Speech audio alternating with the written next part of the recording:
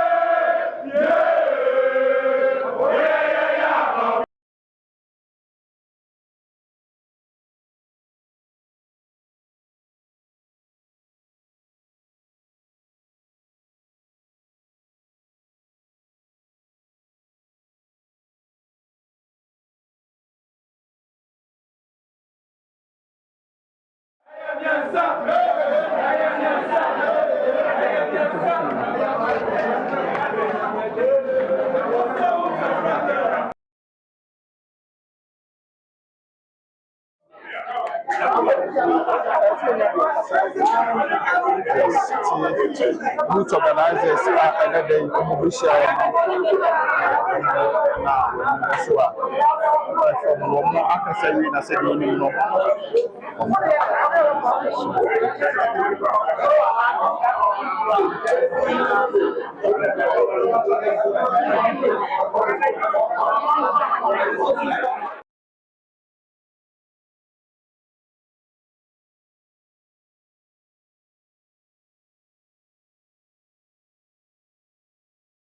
Apple GSTV live so Kumasi Krofum near war. Nana Equestrian Main Street no so and a open big giant. And I Benada October was summing Obakan Mua a Henry was summing no they tosso audio no and what tree. Ghana to saying and I say shall see. Any can know what they say, Senadon so or the nether is what chain. If I was one other on Swasi, said that day in answer or Fidiano. That's what that now programs via a little subiano when you break at the May. Enti Yabre no watch video no share my address in your share. I feel herself be like Hidia Mayan, like an every any Japa. Nafi herself own subscribe, we have subscribe with 7 years. The beer da Yadibatuno or Sabaka. Now what my follow your contents are hot. Nice, and I about making Nana Yawabua at Rassi. Production team ewa ha obi bia na na kwese nwako na lidie na Mrs Belinda support on the DND. The chief technician Deacon Francis Boatin that the boat supported by Junior within the last of Kojabo for the next 1 hour.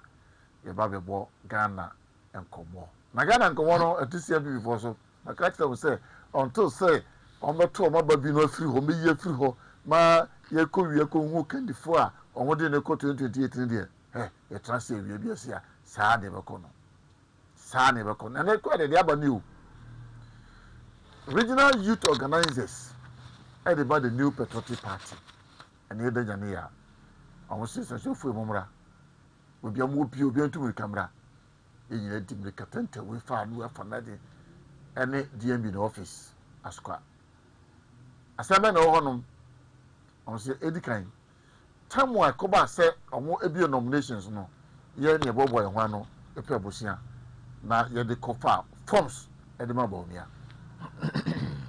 o say ye nya ma ne say ye catch on say that support the children de tin na nda nchan so a nipa bi a sha se omo de Bawumia atotankuru wo mu ewo akansie dum sankrofo no tin yetia ana ebo ofa mene so ho ye oba de adaroma ya de na kwan to so why fine so na etia from you can see etia from the different meaning no contextual meaning na make me contest na nko okay because etia from the etia from simple so na ebo ofa na aso abatu dwan no akansie no ya kwa kudum pempen so bi be na wochi wa kuni eti how na the minority MPs in parliament omo ya be said you watch enso ye ha na mu edusia miensa ekoye nsanchofo nhye mu e ka kire ye se ye nkama wiesa man se nyina nte se nipa num no omo de e ba miya no mkota na chi ye gusu aye ka wasoma yin si you because komo aye di ense bebre ba chiro ene na nyane a you organize say yes so ya tapa mu yachi enda nchen so a enkofo bi sori ya no mo checho ma dwechire Dr Bawumia na bua case na ho afa on se edidija wo hoi eni muna ene nam aduro edidija ba komo yedi mu edidija me kan ba bisia ene nam na se yi kwan na ekwan no se edan na ekwan ne kan no se o dan a wotimo no nka ho a obo won se ma contractor no ase no pia ekwan itene ba o kwan ka ho anka be ka chen se kwan na yede chia me ka we e de abesisi se regional youth organizers kan bom akwa pick forms e de ama a particular candidate no nkenya ade a eye news anase boni wom ka woni bia ni omo wie nso na se omo be declare se all regional youth organizers na all region mu no de ye nyina ye wo Dr Bawumia afa nkenya news wa fa ye nyina ye nim se nche pi na nana adodankwa ekufo ado former president efre 5 aspirants no do mkotena ne residence no ka kire mu say that did you did after nim mu nyina mo betimi aye after meeting no omo enjoy rough mu nyina maboa oman no mu nyina maboa maban no se mu hia na mo ye campaigner monka de mo betimi aye monka de be asundwe ne nkabo mu be den ebe ba party ni owie ye na executive na mo hwe party ni so no so de krata ba abonten ena mo be kan say sisi ye de say wokọ various constituencies na wokọ akoye campaign na ye wo channel regions no ura region bia mu a aha ye channel ana say procedure bia wo say wo fa so ene niam bia sese wo ye ansa na watimi aye den aye wo campaign okay fast forward na yenkoda benyane a omo asenka yemfa se engineer Kwabenaji ba be campaign na oba constituency bi mu a oba na se chairman ni ho na se bia na vice chairman ni ho a the immediate leader was approach no youth organizer and I say organizer or ho no organizer ho here is the case some of the organizers no menka say some region had the omu nyina declare almost stance e de ama omu timi bisa say so afi no makant say e ko ba say e ba say obi ene omu nya adwua e say dia as the day move on no e so say different aspirants ba no bi share omu how would they feel for 1992 NNPP sha say call congress 1992 was Edubu Ahenkofo J Addison Dr Selby mo eho yanti say youth organizers bi ba bonten be ka say ye declare ama Edubu Ahen ana say ebia ye declare ama J Ekufo ebia na den time na afi na party no enyini ana efifi ama amanfo aye dey ehu ntia so afi na partner shasio ntia ebia o manye sa no ntia ba 1996 1996 the Natchez party na nyamfie be se 9 international executives ne yeden ewo ho eho no yenya obi oba abonten be ka say o declare the ama J Ekufo ana say Edubu Ahen ana JH Mensa fast forward about 1998 congress John Ejekum Kufo ene na Nado Danko Akufo adu Kofi Konedu aprakum nyina obi ani oba abonten be ka say o declare ama wo mo yes ye ba 2008 na Nado Alan ene Aliu ama mo congress no obi ani oba abonten youth organizers bia nka omo ho amumu ama abonten say omo be declare ama one particular aspirant 2010 na Nado Alan ene ya osafoma afomo akansi no obi ani oba abonten be ka say o declare the ama one aspirant eno no na ko say ye yastic e wo say ye tape say niema amaya e de asumdwe ne nkabo mu ba ya enintima amutimi koje power no na declaration no enka ho sese munyina sese Dr Bawumia oye fine candidate party ni nti se na munim se oye ono na betimi edi monima na enka wo say youth organizers mo kura mo twere appeal ana proposal e de come party executives ni say ehun yiyan pokura say e be mo bi abe contest cra yes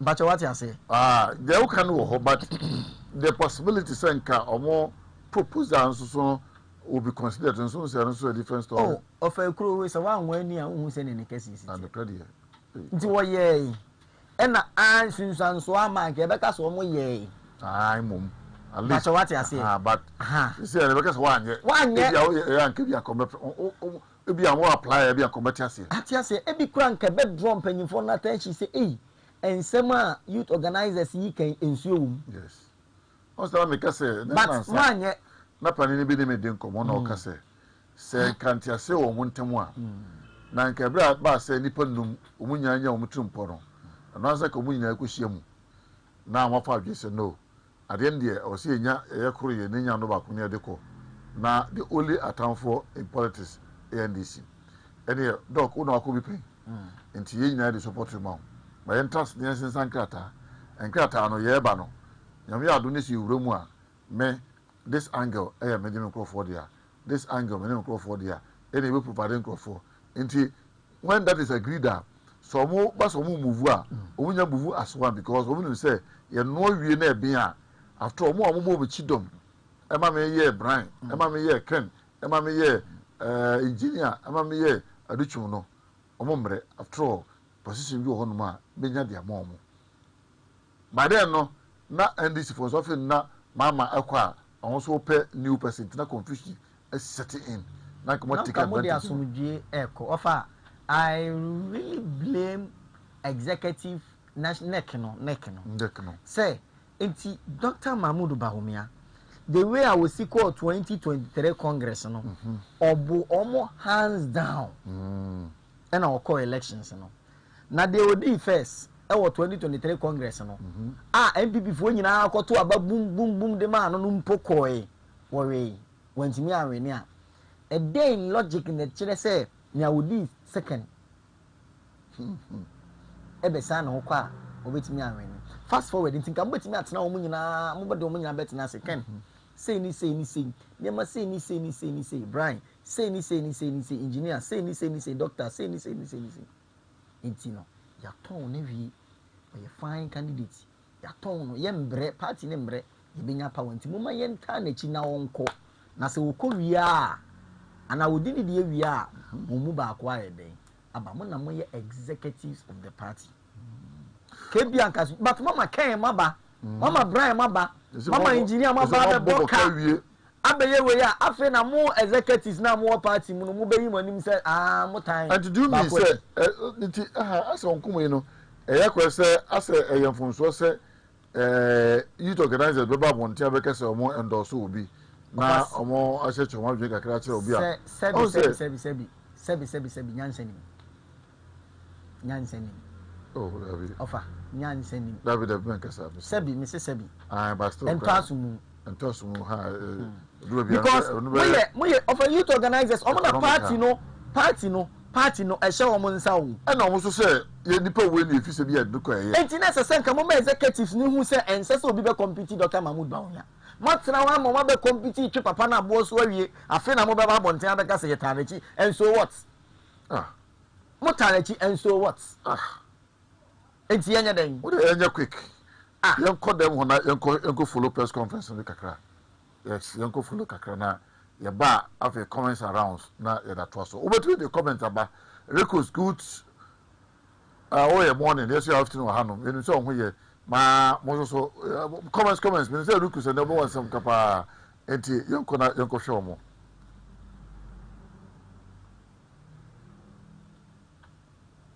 ne Adam was say yetu ensafra mu mo agimre a mo beti emebu na ye wo Asante memo de ye wo ka kire Ghana man ni wiase man nyina na senemo mabu na ye wo ase ya de nyina ye youth organizers a ye wo the various 47 constituencies ye wo Asante memo na aduanan so no se fa ni mienu a ye benya nipa aduokono nan there's 94 youth organizers na emu adosia mienu ye hia hase a ene ye beka bibi kakra de akire NPP party no ne Ghana man nyina ebiem nso ye nyina no mpanimfo bi nso amre bi atwam no mo ye youth organizers saa te say ya ene party no ya ye mra kedi ampo ya adma 31st of January 2026 aba ye koto no mbatu bi nti omo so no emu aduasansia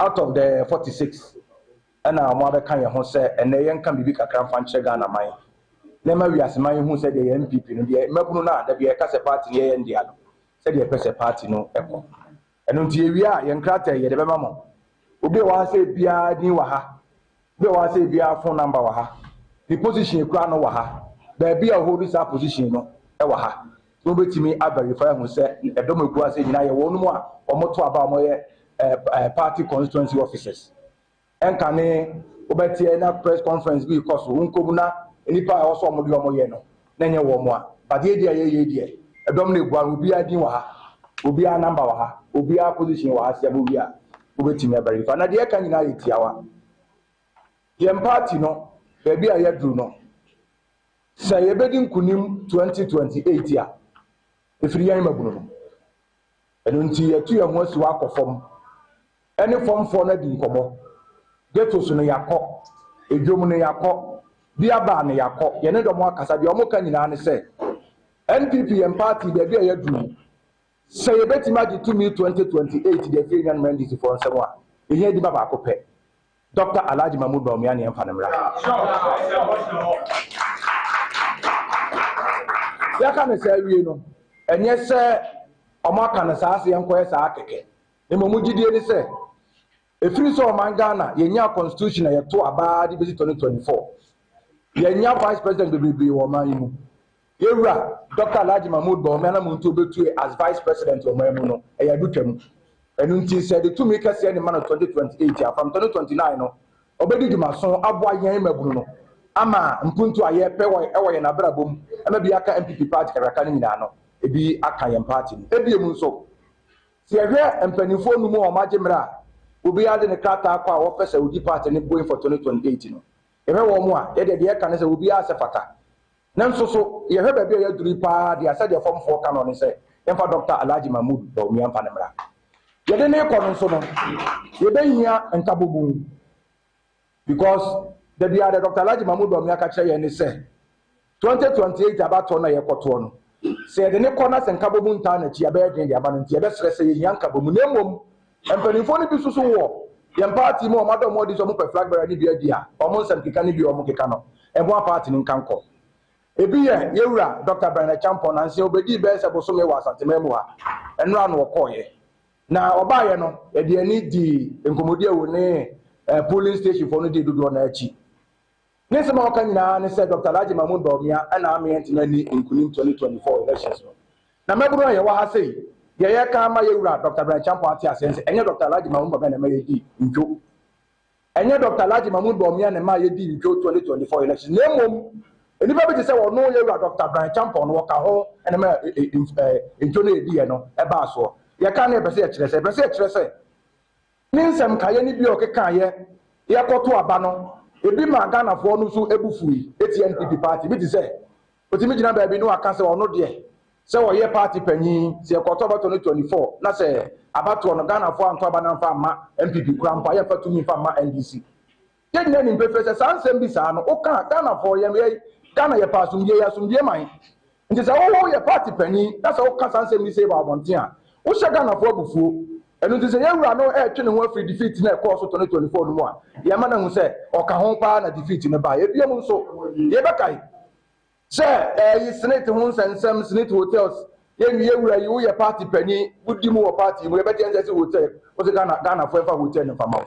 Here's the case, we've got about 1.7 million people la omo ne slate so na ediduma and we remove kire yen say some 1.7 million people no aba no man koto and then you have to free yewura Dr Brayn champion ne ya o da na bi going for 2024 elections no ti tane oba sanfema be ka kire yen say ye fa so bo no kese ne fa mo Dr Alhaji Mahmood Bawumia ye si ne ku ene anopai ye say kan bi mu a ne ye ka say ye we ne ma wo ye as a Greek minister ya beto bapa nanka areas ya nkuafo ho omo hia moa e de adi dwuma aboa magana ye ku asama kosoro no wotimi campaign yema I think the day to elections now we releasing yema ni bi say fan ko ya dwuma ofom and the day to elections no the be na adwa we no na adwa we dada and the best friend say obeso di party na dim yete na se nemo mere adu ne nyam nunu so de ye maburu no yetie form force yen kama party mantia se ne kana mantia se ne say and Alhaji Mahmood Bawumia ba na be bo ma party na tima fa no tuma pa efra ata koso wa adi ko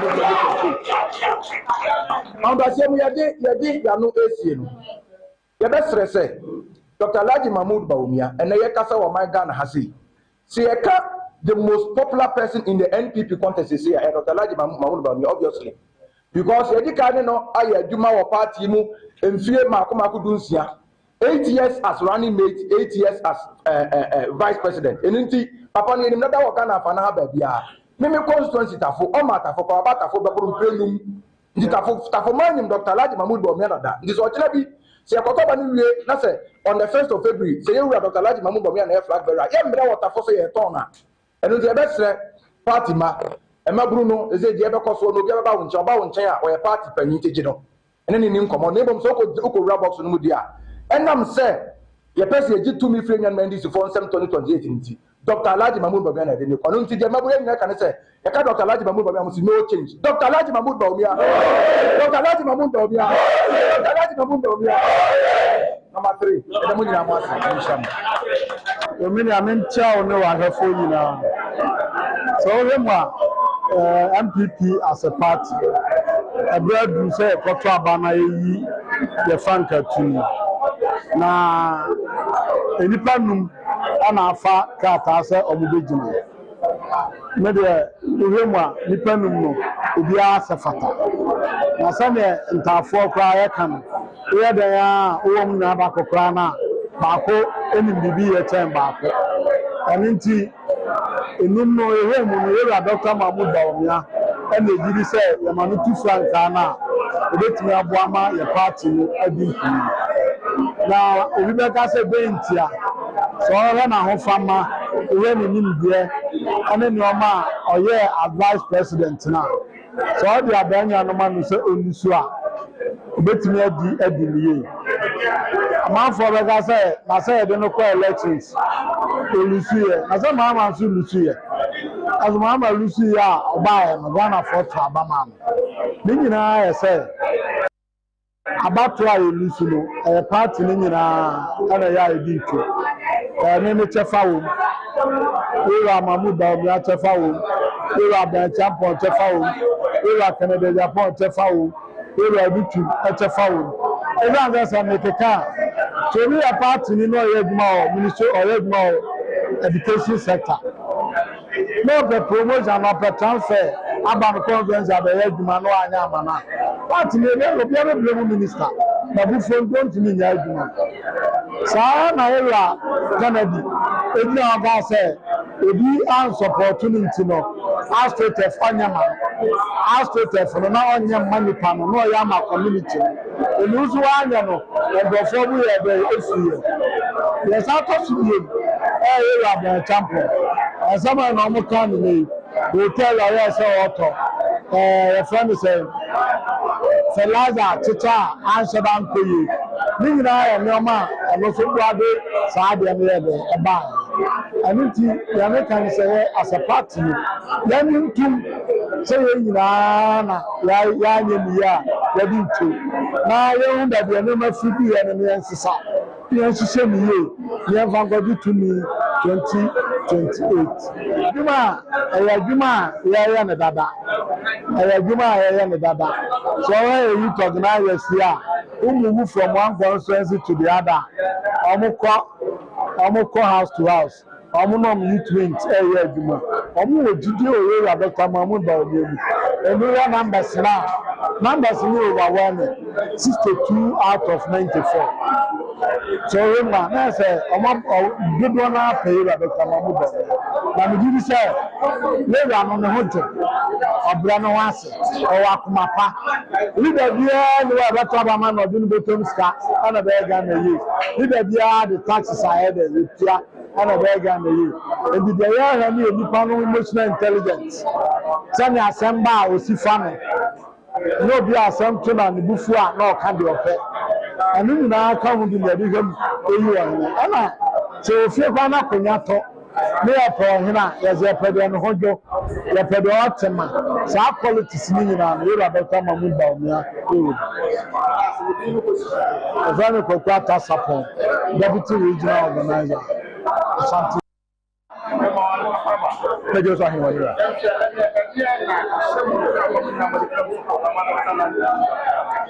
Mamenchi ọ na menchi a reform he na anọkọ.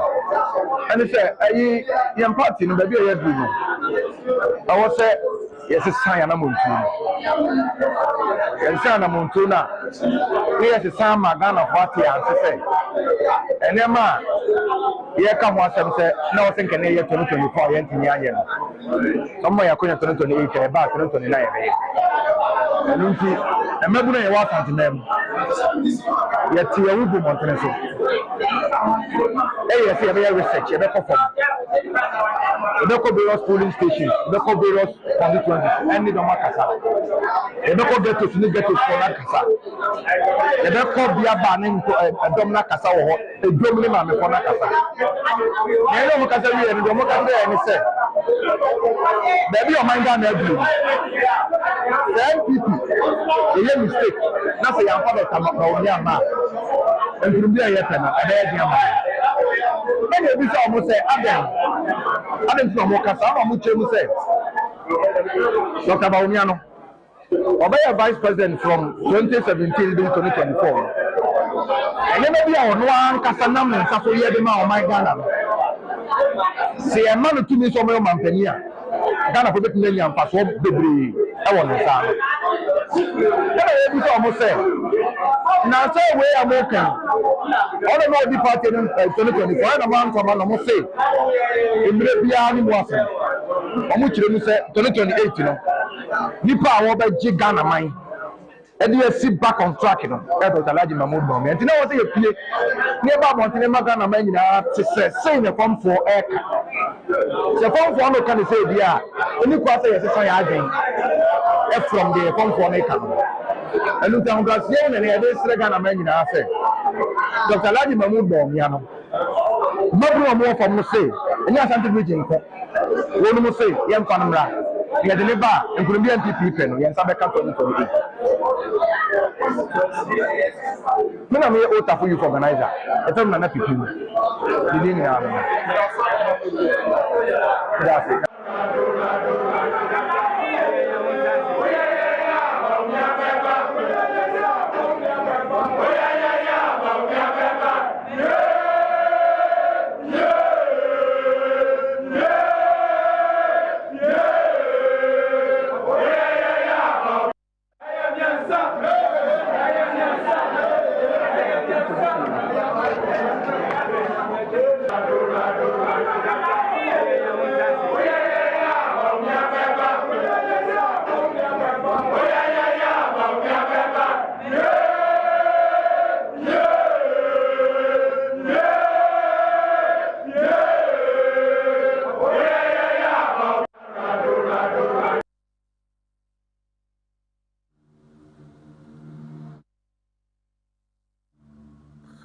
Yes, or say, oh, yeah, Bawumia Beba.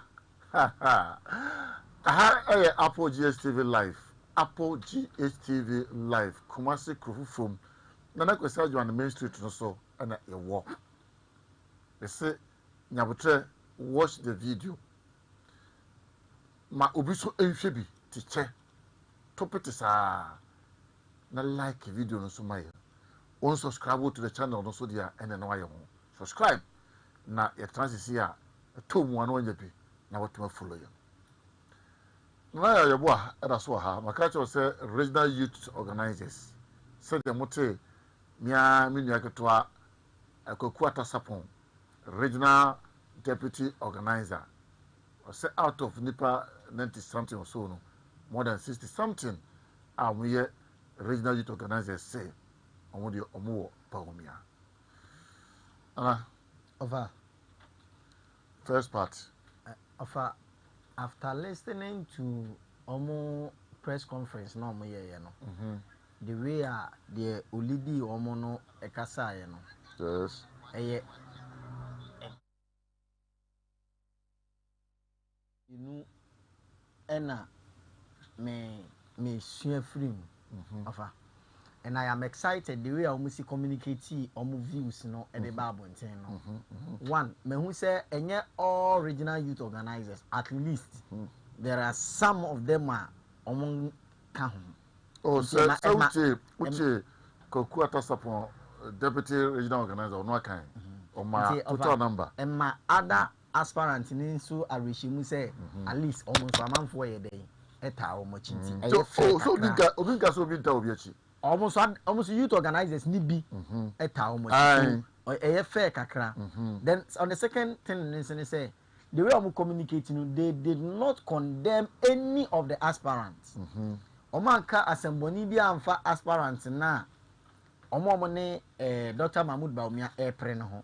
Omo say omo call form no any form fo kodi nkomo omo wura dwom any dwom fo ma kodi nkomo omo wura ahe geto ne ade no kodi nkomo omo se Ghana fo se omo fa Dr Bawumia na no fa we kura de en sese ye twen kura mo mbedika ansa na ye hu se omo ta omo se omo na copy forms de ma no pacho what you say but so uchi omo eya uchi ya o se amafo bi enamwa they were specific Dr Brayn o accuse Bawumia say enam so na ma party no elusu the last general election and no one instances say oduru ba bia no bia woni rule o play and ma fertilizer issue no epiem bae on that a point who say there is a need or some babontin no be clarify that area no no there is no where Dr Brayn a champion betimi aka kire yen say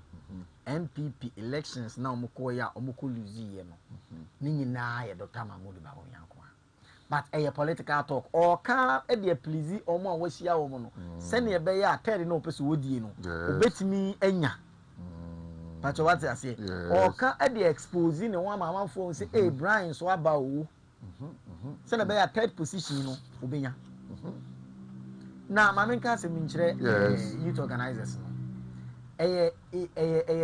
okay se mo be true mo support e dey ama Dr Bawumia but eno no so nchire say any of the aspirants ni biba omo na ase a they should throw them out and I say they should not give them proper hearing now media they make campaign nyina ne say enipa num and a party ni nkrofo no say nipa num no obi a deserve so aden na mo support wo mo kra mo kan hye like munye di mba bonten wa bra mo make this particular press conference no na mo support wo mo kono mo weni a it will be very easy to convince Ken say ombra it will be very easy to convince others say ombra me come because mo hia obi effort and sana matimi NDC for e dia kosi ani so when you do this no camp bi so beka say na chese bra ye bring na youth organizers ni na won target so unim say esa mama ayi na nye fe so unim say ye ka amonyosem a nya sem bia na beba say obade say opponent or competitor obeje bia ka fa ho a obetumi afa say enko saa na me ka say ofa because also apart from law ye ka ordinary English also silence means consent. Though we call law there, silent doesn't mean consent. Dear way and say I now can what you say. But when you say would say balance a weird dear, say them penny can come say oh why the Usika Nankano. That is it. So what I make say and you know who say sir issue never told you have fertilizer issue no. Yeah, no say you can't no credit at them that fertilizer issue never buy no. I do the party more harm than good. I tell you. Someone will see it say, Bawumia, and not all contesting tea. We see ya, young fan cotton, so never say this time round also have a beam.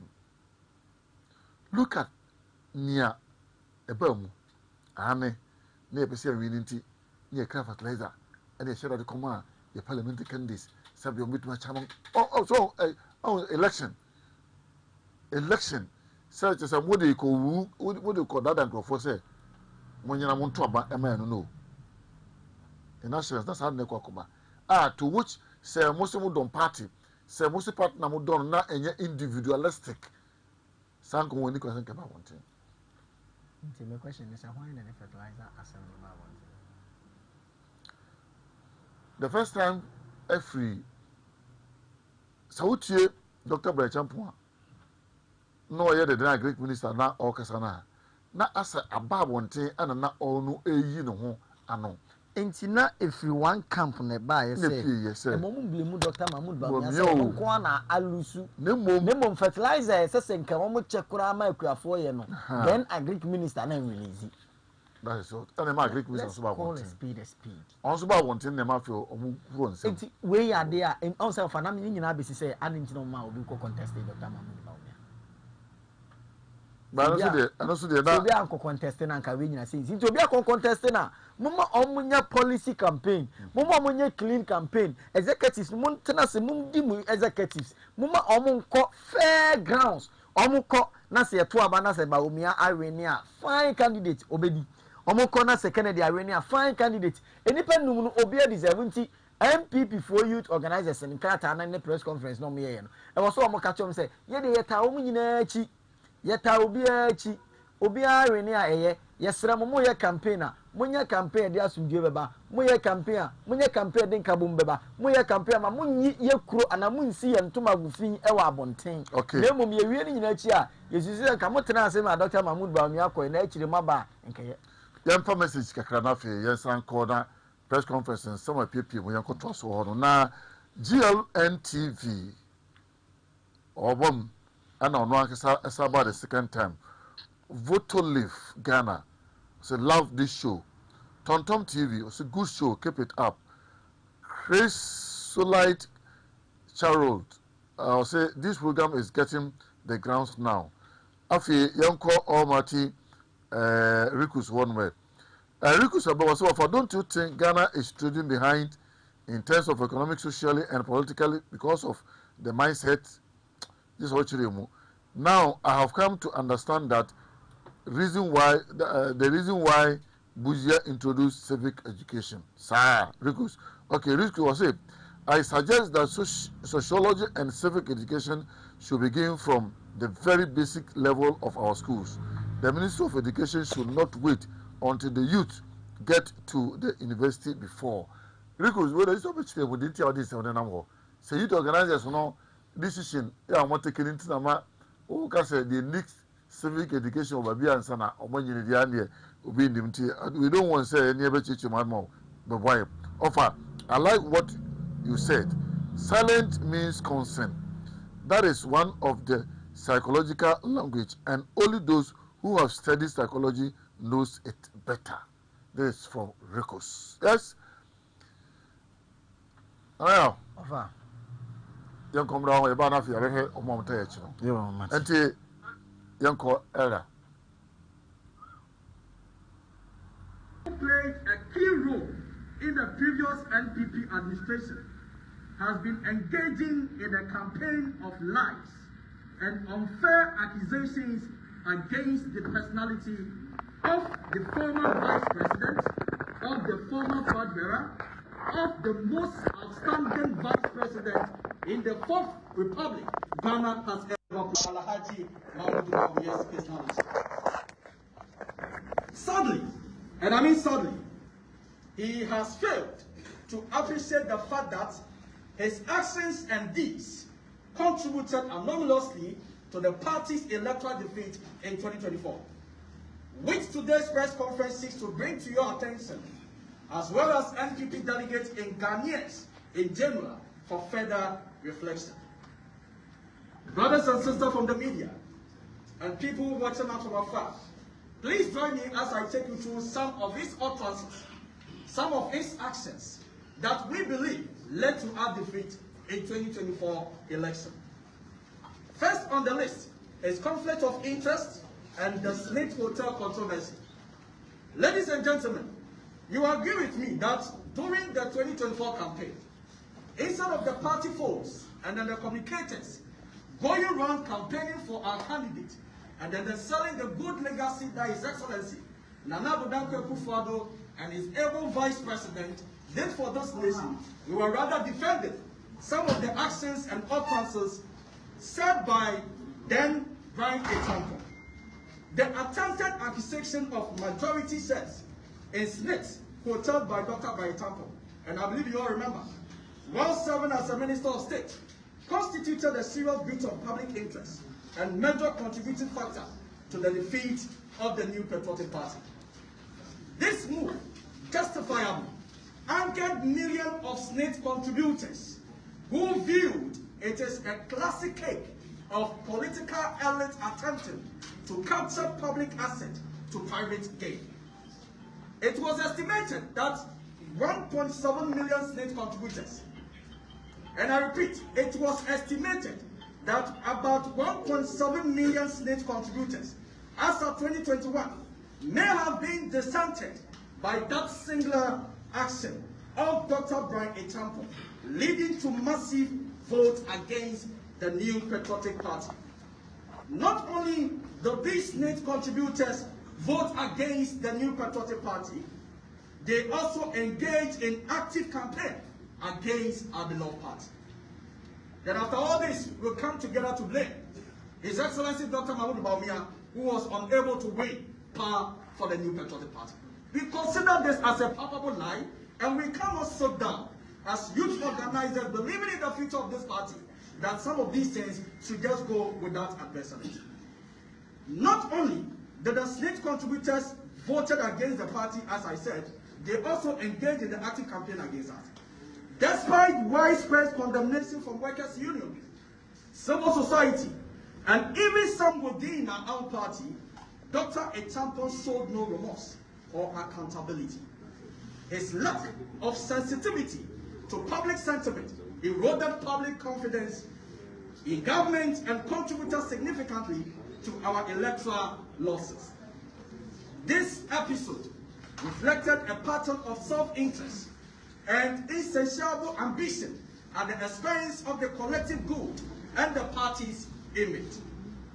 Ladies and gentlemen from the press, please join me as I take you to another famous sector doing his ministry, of which most of the Ghanaians, and I mean those, the voting class, most of them decided not to vote for our party because of the second point. The perceived mismanagement of the agricultural sector under Brayn. There is the economy of Ghana is largely agrarian, contributing not less than 54% of GDP. This places a pivotal role on the Minister of State responsible for agriculture in shaping the economy of the country. Under Dr. Brayn's supervision as the Minister for Food and Agriculture, the activities and needs of our rural farmers, the backbone of our economy, and the core constituent were not properly managed. Improper timing and release of fertilizers and other farming input disrupted planting season, particularly in the northern, in the southern, in the Ashanti region, in Savannah region, and then Bono region at large, leading to the widespread dissatisfaction among farmers, low food production and productivity, with its attendant effect on farmers' income. Put yourself in their shoe. If it were to be done, would you have voted for the MPs?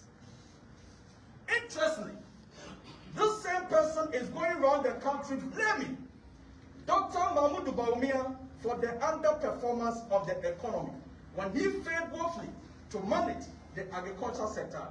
What a fallacy. Our progressive agricultural policy, planting for food and jobs, initiatives suffered major setbacks due to these avoidable failures, which many believed were politically motivated to undermine His Excellency Dr. Alhaji Bawumia and the New Patriotic Party's popularity. Ladies and gentlemen from the press, even more troubling is Dr. Echampon's recent attempt to shift the blame onto MPs and MMDCs, accusing them of holding the fertilizer inputs meant for distributors to our family. These accusations are all false and then they are unfair. As the sector minister responsible for ensuring the timely distribution of resources under your ministry, Dr. Brayn failed to release the consignment on schedule, thereby denying beneficiary farmers timely access to the input they needed. And this point has a date. We'll add it to the document that we are releasing so that you yourself can go through it yourself. How could our MPs and DCEs have been expected to distribute fertilizers effectively when the consignments were released barely a few days before such a crucial elections? This clearly reflects a calculated attempt to create confusion, sow division, and unjustly scapegoat loyal party officials for failures that were not of their making. Ladies and gentlemen of the press, the last but not the least point I want you to understand or draw your attention to it was the famous word, "We won't hand over power" statement, which was said by Honorable Dr. Brayn. And I believe you all remember. We live in a country that we believe in democracy. Dr. Echampo's infamous public statement suggested that the new Patriotic Party would not hand over power after the December 2024 election was unnecessary, was reckless, was irresponsible, and dangerously undemocratic. And many citizens of this country who believes in the democracy of this country decided to vote against the new Patriotic Party. Why do we end up by blaming just one person who was leading the race? Once we all know what we did, and that is why I started with my Bible verse, the book of Matthew and Luke, that whatever you want someone to do for you, do the same thing for that person. How could such a thing happen and then at the end round blaming the flag bearer of the new Patriotic Party? That single utterances, brothers and sisters, gave credence to opposition propaganda that our party was veering towards absolutism and triggered strong condemnation from civil society groups in the country. The fallout, brothers and sisters, tarnished the image, democratic credentials, and made us unpopular among moderate voters. The risk in all these things that we talk about, the 2024 election should have been a period of consolidation for the NPP. Instead, we experienced significant losses, partly due to the scandals and controversies associated with figures like Dr. Echampo. Should he emerge as a flag bearer, and I repeat, should he emerge as a flag bearer, what it means is that all of us, all party folks, including the delegates watching us today, have to spend time on him, trying to make sure that we defend all these wrongs before presenting him as a candidate for the NPP. Where would the opposition party be by then?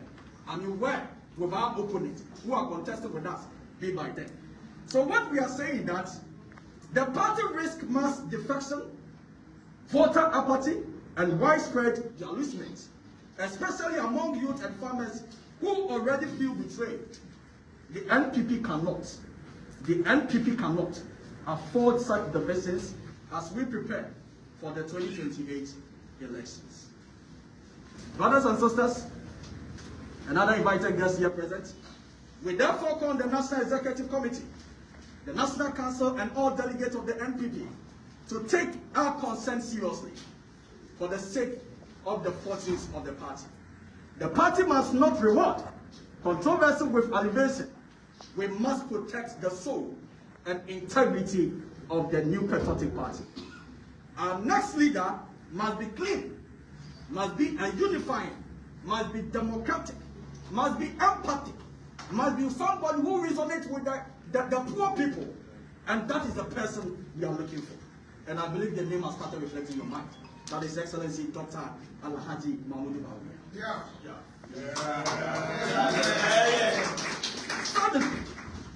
Sadly, Dr. Brayn Echampo's action, utterances, and priorities reflect the opposite.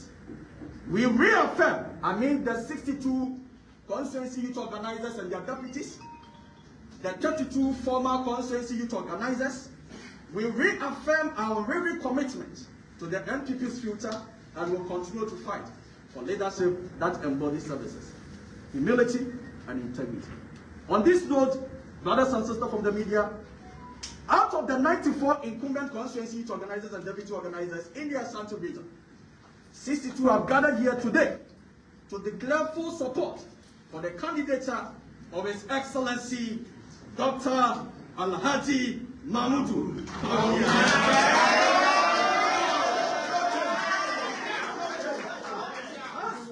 The best person to lead the NPP into the 2028 general election. Of the remaining 32, 10 have indicated that they remain undecided. But we are confident that they will eventually join the DMB train. Additionally, 34 of the 46 former youth organizers have also expressed their support for Dr. Mahmudu Bawumia. Ladies and gentlemen from the media, our endorsement is based on conviction about the personality and leadership qualities of Dr. Bawumia. He exemplifies integrity, humility, competence, and inclusiveness. He is a leader of peace, intellect, and encouragement. And we believe he represents the best chance for the new patriotic party to renew itself and lead Ghana forward.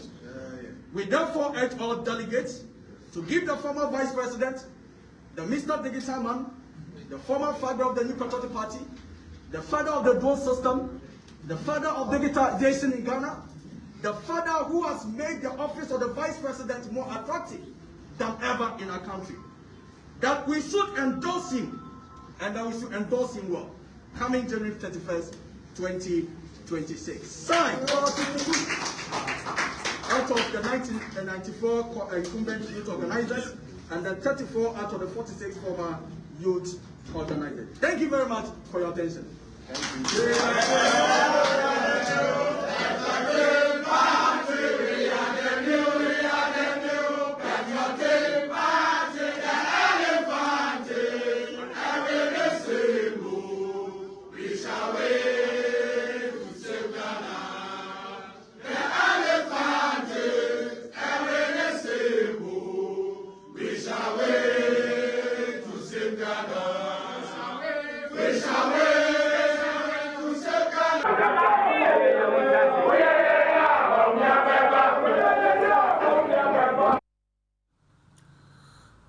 Yes, I'm a Kwaba, Emra Apogee STV Live, so when so I enjoy the English part of the press conference and it was so.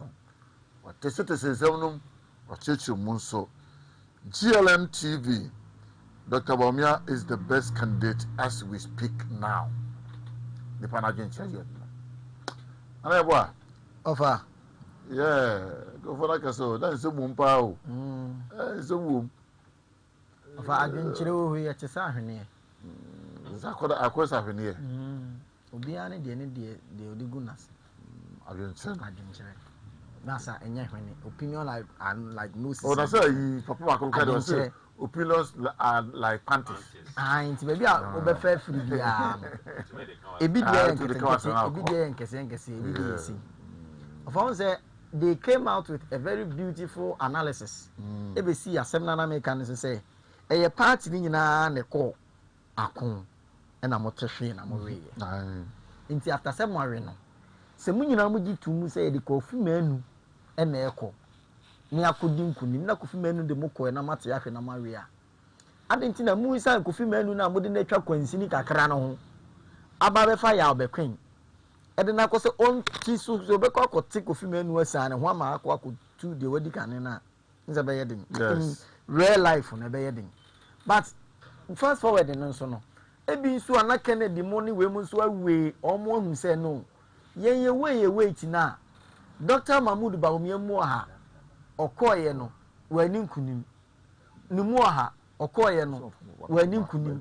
Eti me kwa mekwa koye aburu achen nea ono no ye no so but what you say so going forward no media me say so omo aba bontia beka say omo ta Dr Mahmood Bawumia chi a yen hwe de osusan e de bode ho no be den e be kwa koto yes eya me de say enye omo nyina 90 something ni nyina na ba bontia at least 60 something just say 20 something bi so ho a omo nso bi e wa di twume wo ken ana say what engineer into eya ye fair ana say third eya ye fair say okay enyo mu nyina but fast forward no na omo ye yi no mu yi aba say obi ko ya agric minister e na wan fa fertilizer anko na den time no ha mi omo ni nyina hu hia ayankomo bia na aba ofa ni nyina hu hia na omo hu no say bebi ankomo no kosi ya no wan hia na akwakosei doctor omo fi say omo wodo de ma no edin e na me ka say sebi eto wo hwi se umia so bebiri a e na eho no ono wato no yes umia so sa na odi nsi ogu na umia so nsa ho no amaye to kinki ofa ensem bi onuma omabobbo so a samre na nana adodanko akufu ado afre wo mu samre na party executives de krata aba say omunye united no ensem bi omaka atwam a ehu nya so be recall sans until here so that comments no esi ansana sanity ne ba so but afterwards na kura na ni twa yi bi say minority leader shia wo mo unim ya na memle mo wo em no for instance yes papa yi oko atwamangwa bi just south papa ben ya Dr Brayn yeah sometimes I am giving away out the way the way or give you to Dr Bawumia na enye easy Dr Brayn so far and can name be one man ke be ka se bia nke ken kura na nke ya but ken ever since no ken is doing clean politics nankasa num onkasa ntia obia da now Brayn e cha so dia de kuku ni ala ni nya chere o de so bi ka bia enya na ye ken chitafo but no ankasa but this is the case o de papa o no ankasa gina wonu ma o be kasa sabi afa campaign ken oduru ha ofa ne ma e wo ho o se motoma me a delegate meeting me say de adwene na wa bie nanum de wo fefe no e ya de a ebeba betom amana ka tu delegate na bie wo mo nsem o mo bie wo mapromo ama wo mo nyina mo mbra ye nchen ne emedi nkomo when you come to us tell us what you can do fire come back for abronya yi na the delegates were shouting say can the obetimi aye can the Bawumia betimi aye eti Dr Brayn e champion so on kania obetimi aye no nya pass na Brayn pass on a lighter note one na we say we discuss command Kennedy a compare ko Japan ana yen kan wase wi say omra anko boa Bawumia omeboa Bawumia na so na do no ankasa e dey na si de na ba ana na operani na sabre no ya you get it Kennedy on the compare sana mo ko na ankasa no wa ren ne ana wa kase bi o hye obo bi a yes when Kennedy the offer on the pray and odi say third or second I stand to be corrected do producer ya mo hwe ma me Kennedy odi say come on Dr Bawumia mo pray no odi say odi second I will autospin no but what I say it will be odi second there on the pray say ya en kenyehu se wa ukotu yesika ma do odi second se o meboa do odi first na mo koji tumi no na ye de na sisi fofi anto atai wo se be compete na oba ye so be tete abo no ya bre na so offer royal and ba ma fa grofo room Emmanuel Amankwa wasa ba biem se no na de antinka o se thanks Asante we shall surely win. Emmanuel Nankasa Sabo says someone is going to cry. Why do we cry? Very good. And Tianko sponsors of a Royal and College of Health. Royal and College of Health. Yes. Of a College of Health, when you're ordinary nursing training, where a College of Health are affiliated to University of Development Studies. Royal and courses are all no a diploma in registered general nursing, diploma in registered midwifery, diploma in medical laboratory technology, HND dispensary technology, diploma in medical technology, diploma in medicine counter assistant of an school mua omo dine omo classrooms omo library omo hostel facilities no em school ya kono of ase ne medi ga kanu sa college of health so obewie ss now pese oko school obewie ss watena fi ache watwere wasinko awie no nya pass ni bi nko ade a koroya an impose wanya pass akọ ne esese wotwere hyem no ombebo ama na twere hyem na watimi aba eho dede ni woka bia mfa wo ntwamu mpai metinye dede eye serene and atmospheric environment a promote teaching and learning affiliated to UDS Freroya and ewa homatrufo iso 0209 359894 0209 359894 Royal and College of Health there the best college of health in Ghana. Offer yetu kwan there na Apple GH inclusive. No, Apple GH Transport Inclusive Incorporation. Cars nom da ba na kono. Cars ni hu twa offer ba bia ye do beko Kumasi techima obo asita kwa di sunyan baby ye do beko. Sa wo peka ahan e de adwuma afre Apple GH Incorporative. Sasa o de ko eye kama GH Transport Incorporation. Eye kama. Yes. Omo cars ni hu twa. Offer baby ye do beko no woni beje. Na driver for well experience. And the screen is omo number no ene da so 0543 3980 41.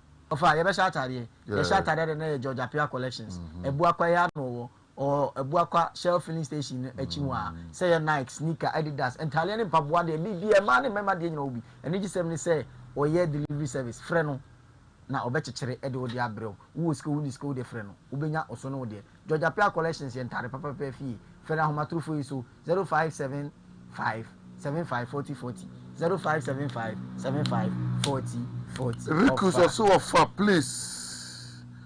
Believe me, the picking of Bawumia to lead the party in the contest with Mama was under duress. Nanado forced it on the delegates, yes, because he had the police, military, and money. Rikus, my thumbs up. That's goodbye. May I say, I'm not watching another day, my. But Monsieur Sochana, Dr Bawumia, or TE SEN Ay3 na all shots here. And the Bemugamu, Brayn, so Anna Brayn Becone. I mean, in blind shadows. And the Bemugamu, Musha, Chamapa, Mania. The shadows. And young promise, but you say, you better I say, ask a baby of Kubiano, your mother life. You never brought life on Cassa. Actually, the videos be watching the answer. Over Kennedy Banso, I remember my friend, like I say, oh, so when they ban the promises, Kennedy Bawumia yet. They said the way Bawumia yet. But Brayn Eban yet. Enter more Benos and Tomo, I enter when you're asking Bianca and Chairman. Bawumia yet. Bawumia yet, yeah, you have time for you because at the end of the day, MPP and nothing else. I know I say the chief executive producer, Daniel Kwesimakon, supported by Basis Dollar Samoa. And our chief technician, that boats, the boats, supported by Junior. Now I have 1 year, within the last Okoja war. And another next thing, I'm not watching it. It's good afternoon and good day to Bobia will be also from Apple GH TV, Kumasi, Ghana.